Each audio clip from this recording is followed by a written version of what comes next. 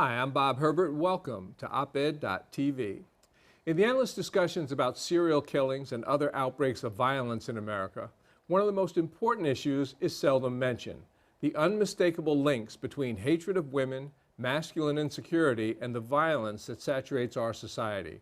Those elements were explicit in the recent case of Elliot Rodger, the college student in a small town near Santa Barbara, California, who killed 6 people and wounded 13 others before turning his gun on himself. In video postings and a book-length manifesto, Rodger declared that females truly have something mentally wrong with them.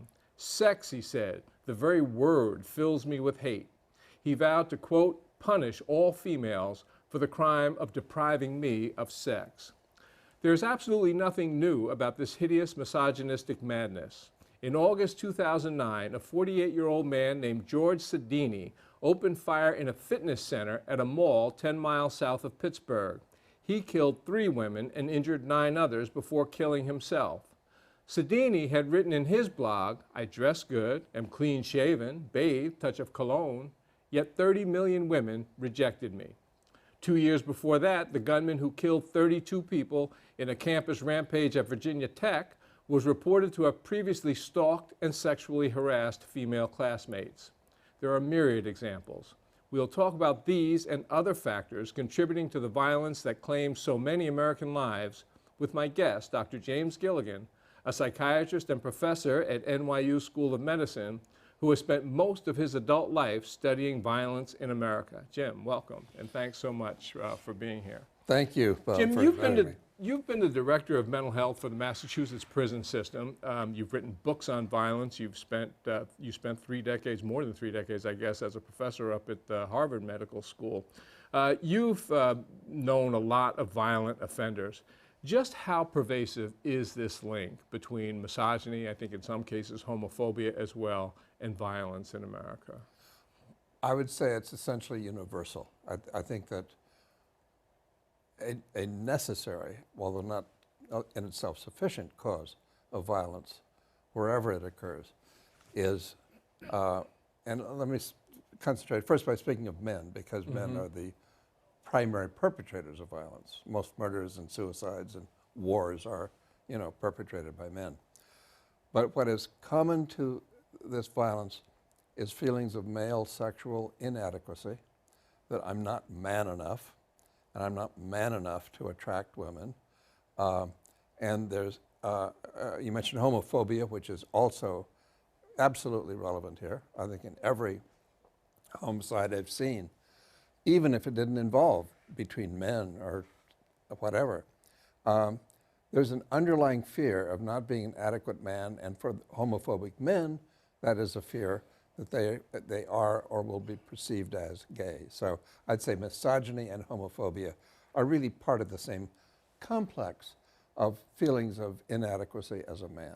And this is compounded, of course, by the easy access to guns that we have in our society. Oh, absolutely. And I would say on the one hand, that cannot be overemphasized. On the other hand, it's also true that even if we had no guns in America, we would still have homicide rates that even after you subtract the gun homicides, our homicide rates would still be 3 to 4 times as high as they are in any other developed country. Or even take this recent case with Elliot Rodger. He killed 2 roommates by stabbing them, even without using guns. Right. So yes, we need fewer guns in our society. That would lead to fewer homicides and suicides and gun accidents that cause death. But even without that, we have a culture of violence in America that is without parallel in the rest of the economically developed world. You know, I think it's just not well understood, these sort of psychosexual underpinnings to these attacks, these atrocities that have gotten so much attention, and yet that aspect of it has not gotten a lot of attention. I remember back in 2006 when there were the killings at the Amish schoolhouse in Pennsylvania, and the killer lined up the students, boys on one side, girls on the other side, and shot 10 of the girls, actually killing 5 of them. I mentioned the fellow George Sedini, the guy who invaded the fitness center outside of Pittsburgh. This is something that he wrote in his blog. Why do this to young girls? It seems many teenage girls have sex frequently. One 16-year-old does it usually 3 times a day with her boyfriend. So after a month of that, this little expletive has had more sex than me in my entire life, and I am 48. One more reason. So it seems like so many of these characters, I mean, they resent the sexual activity or the sexual pleasure that others are having, and this drives them into a murderous rage. Can you explain the connection between, why is this rage so intense, and why does it so often lead to these outbursts of hideous violence? Well, I'd say the main psychological underlying cause of violence is feelings of shame and humiliation. And I'm using shame as a kind of a generic word, like we use the word flower. But you know, there are lots of flowers, roses and daffodils and so on. Shame comes in many flavors, feelings of being inadequate, inferior, of being insulted and disrespected, of being rejected, of being treated as inadequate or unimportant or insignificant, and so forth and so on. The language that runs through all of these manifestos, it runs through the 141-page manifesto that Elliot Rodger left and all these other statements. It's the feeling of shame and humiliation that, in all its synonyms, is the underlying factor. And that's why I've been interested in kind of translating common moral statements into psychological descriptive statements. And you know, we're all familiar with the old moral statement, love your neighbor as yourself. What I would say is that, in fact, that's a psychological description of what we already do. People do love their neighbors exactly as themselves, whether they want to or not, or are aware of it or not.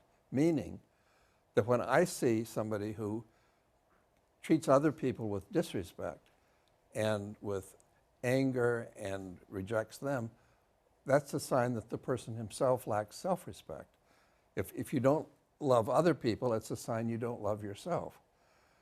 What conceals that often is the people who feel most shamed and humiliated will bend over backwards to conceal the fact that they feel shamed and humiliated, because nothing is more shameful than to experience shame. So they will conceal it, as Elliot Rodger did in his manifesto, by how great I am and how much I'm underestimated by other people. But clearly his own feelings about himself were of just absolute failure as a man. Do we have an understanding of what causes these intense feelings of shame and why that's so pervasive, or this loss of self-respect? Where does that come from? Well, one place it comes from, I discovered by working with violent inmates in the San Francisco jails, about half of whom were in for domestic violence against their wives or girlfriends.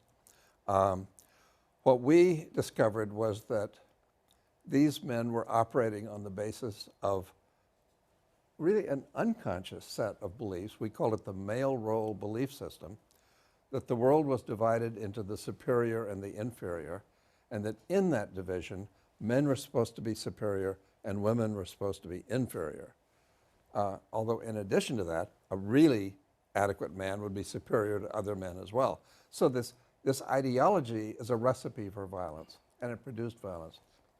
When we engaged in intensive group psychotherapy with these men, they began to realize they had a set of assumptions they weren't even aware they had. They just took it for granted, like the air you breathe or the water that fish swim in. I mean, you aren't even aware of it.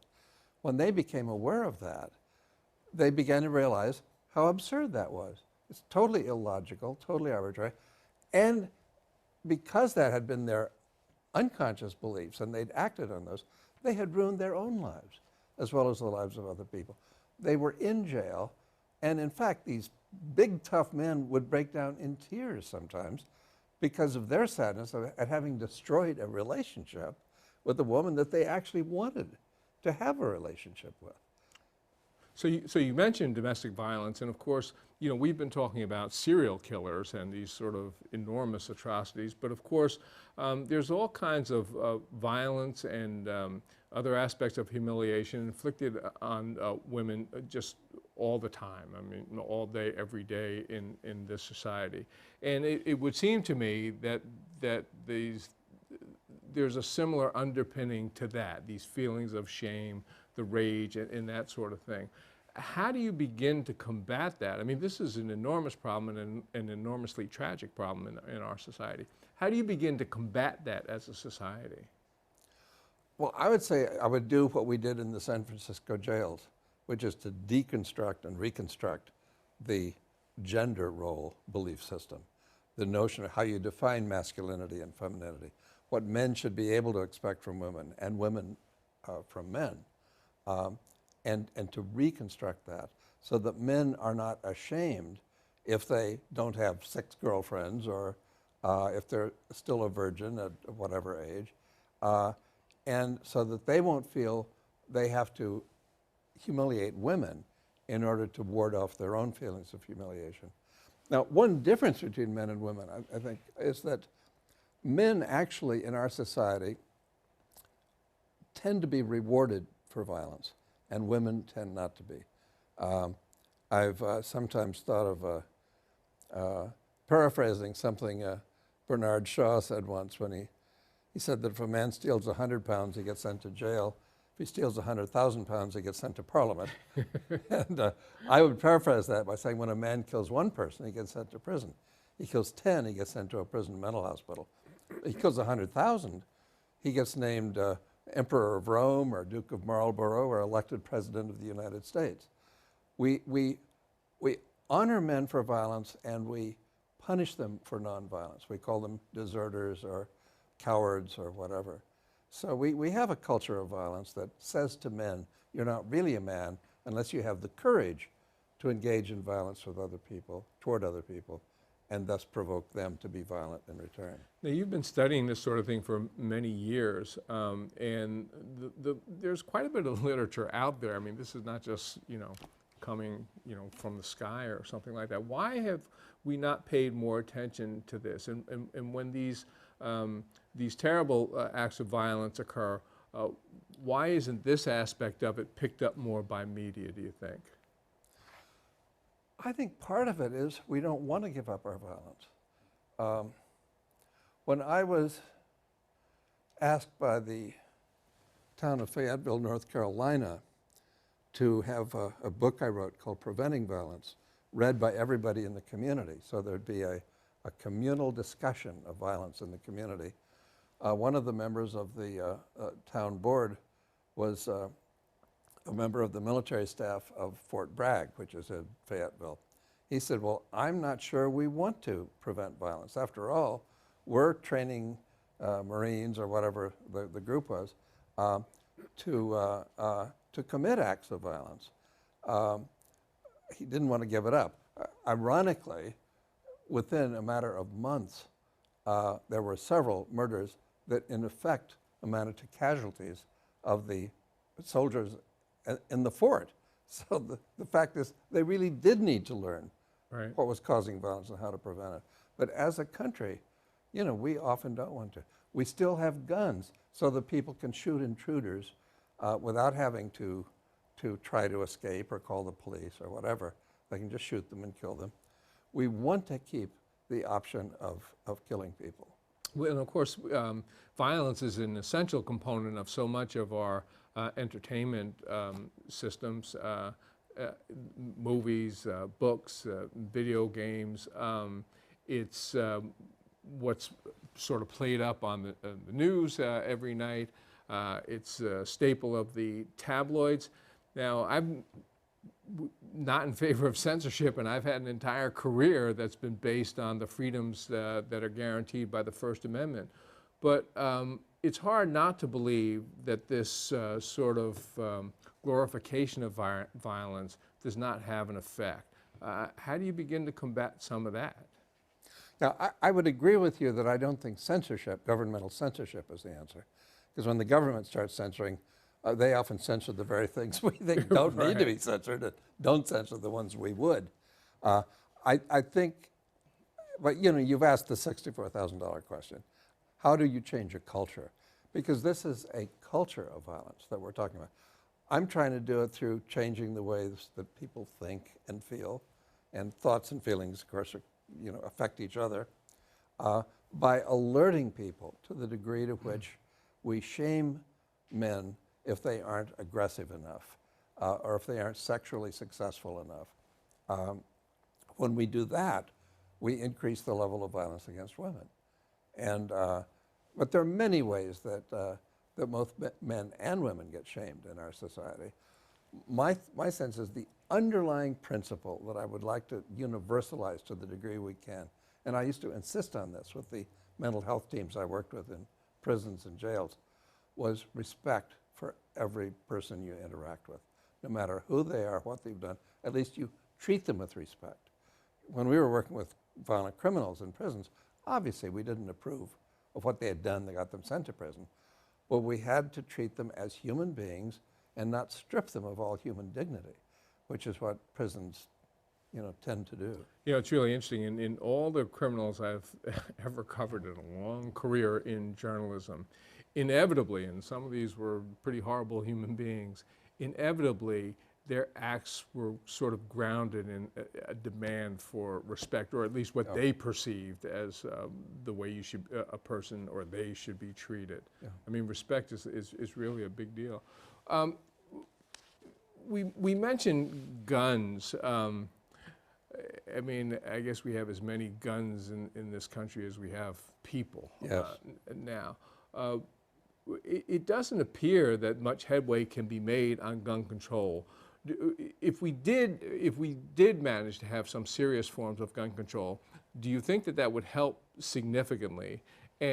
But two, is the genie just out of the bottle in terms of guns? Are there so many guns out there now that almost nothing that you can do will help?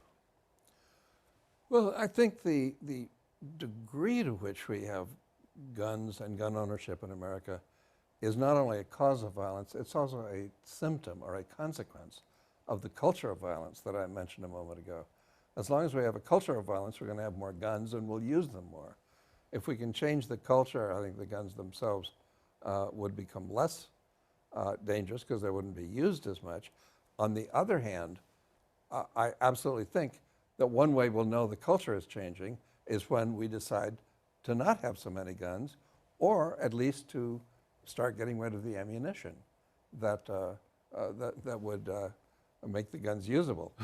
That was actually the late Senator Daniel Patrick Moynihan's recommendation was, don't worry about the guns, get rid of the ammunition. Right. You know, you've been studying this for a really long time. What drew you personally to psychiatry, and then how did you get into the study of the violent aspects of our culture? Well, with me, there was, as any psychiatrist might say, there was both a conscious and an unconscious motivation. The conscious one was when I first took an elective rotation in my psychiatric training in something I'd never heard of before called prison psychiatry. And I was treating violent criminals in Massachusetts state prisons. I was amazed to discover that this was the most moving experience I'd had in psychiatry, and I really got hooked. The unconscious motivation was that as a child I had a father who was very violent, particularly toward my two brothers, more than to me. And I realized that from the time I was a child, I devoted my life to trying to become a peacemaker and to get the violence stopped. And I realized I'm still doing something. I started doing it at age 6 or so. Now, you think that we can pretty effectively, obviously not always, but pretty effectively identify individuals who are likely to commit violent acts. Is that correct? Absolutely. I get very frustrated when I read, including statements by many psychiatrists, that you know, we cannot identify the people that are dangerous, and we might as well give up on that. I think, in fact, we do know how to prevent violence. It's easier to prevent it on a statistical scale than with each individual, but I can give you multiple examples of abilities to reduce the incidence of violence in any group you give me. The work I did with the jails in San Francisco, we were able, through this intensive psychotherapeutic work, we had these guys in programs 6 days a week, 12 hours a day. The rate of violence within the jail dropped to 0. The rate of violent reoffending after they left the jail was 83% lower than it was in a closely matched control group in an ordinary jail.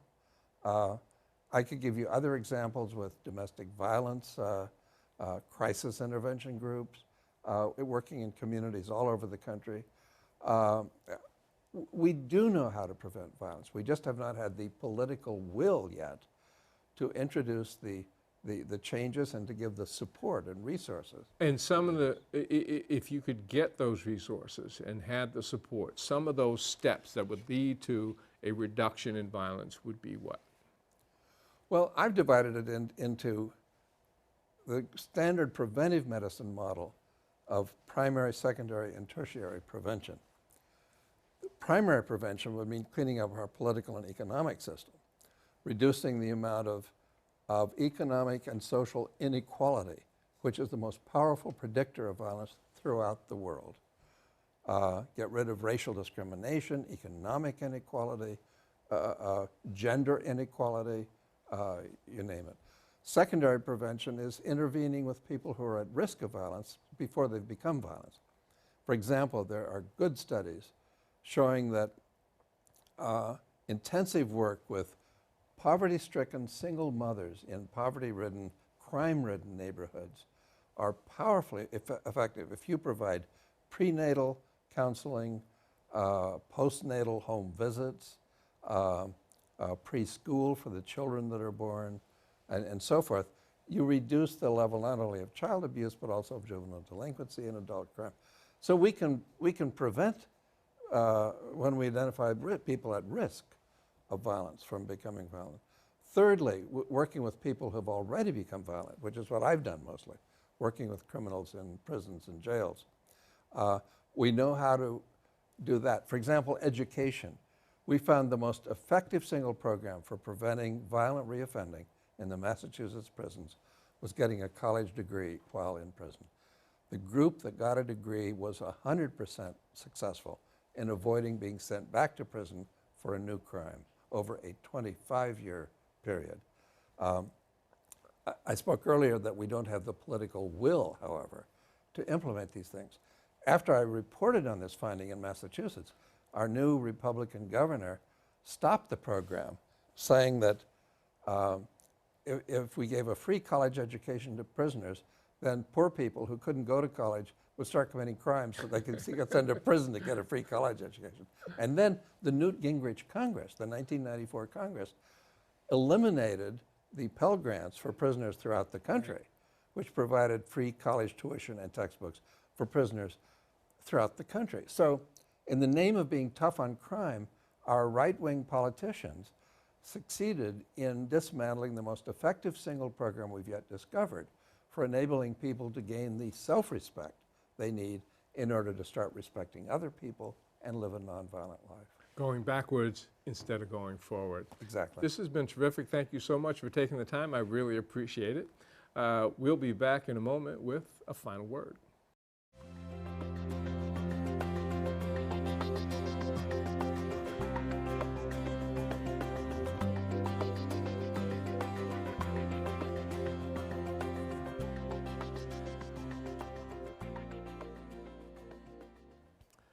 Eric Shinseki has resigned as Secretary of the Department of Veterans Affairs, but a state of crisis remains in that vast department, which has the sacred task of caring for the men and women who have answered our country's call to serve in the armed forces.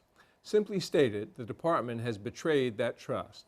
Because of bureaucratic foul-ups and a shortage of medical personnel, including doctors, It can take what seems like forever and a day for veterans to get the treatment that they need and deserve.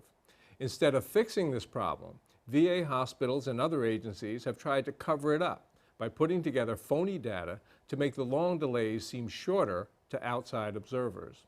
While this is unconscionable and in some cases life-threatening, it reminds me of the many other ways in which we've refused to provide our service members and veterans with the care and protection that we as a society owe them. We have not effectively confronted the mental health issues and the epidemic of suicides among service members and veterans. We have not come to grips with the terrible problem of sexual assault and rape faced by the women in the armed forces. We've paid very little attention to the homelessness that plagues so many veterans, many of them having served as long ago as Vietnam. We have an absolute obligation to do better than this. It's time to give more than just lip service to the idea of supporting our troops, the men and women who routinely go into harm's way to keep us out of harm's way. That's it for now. See you next time.